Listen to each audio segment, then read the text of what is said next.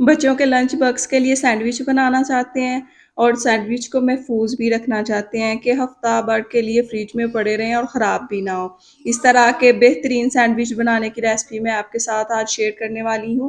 Video शुरू करने से पहले सैयदना करीमुन सल्लल्लाहु अलैहि वालैहि वसल्लम बिस्मिल्लाहिर्रहमानिर्रहीम। मैंने उबाइल अंडे लिए हैं, इनकी जो जर्दी है उसको अलग कर दिया है, सफ़ेदी को अलग कर दिया। जर्दी को अच्छे से मैंने कांटे की मदद से ब्रीक ब्रीक सा काट लिया और जो सफ़ेदी है इसके पतले पतले काट काट लूँगी। और इसके अंदर फिर मैं सिर्फ एक इंग्रेडिएंट ऐड करूँगी, मायोनीज़।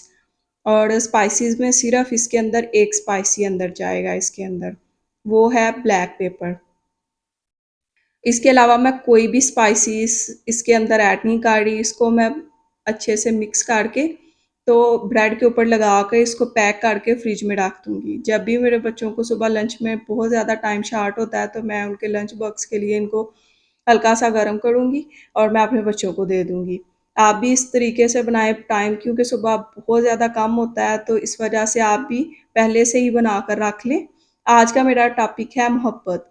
जो है मोहब्बत हर इंसान को अपने एक बहुत एक मज़बूत अमल रखना चाहिए, मोहब्बत हर किसी से करनी चाहिए। अब हम लोग अक्सर नफ़रत जो है वो अपने दिलों में रखते हैं। आप इस बात का अंदाज़ा इस चीज़ से लगाएँ कि जब हम किसी से इंसान से नफ़रत करते हैं और वो इंतकाल कर जाता है, तो ज़िंदगी में हमने उसके साथ कभी बात नहीं की होती, हमने नफ़रत की वजह से उसके पास मुलाकात नहीं की होती या हमने हँस के मिले नहीं होते। जब वो इंतकाल कर जाता है, इस दुनिया में नहीं रहता, तो इतना दुःख और तकलीफ़ होती है इस चीज़ की कि काश मैं उस टाइम मिल लिया होता या मैं ऐसे ना करता, अगर उसने मुझे माफ़ ना किया तो मेरा खुदा मुझे माफ़ कैसे करेंगे? ये चीज़ें फिर सारी ज़िंदगी का एक गिल्ट बन जाती हैं। इसलिए सबसे मोहब्बत करें, सबके साथ अच्छे तरीके से पेश आएँ, अच्छा रवैया रखें।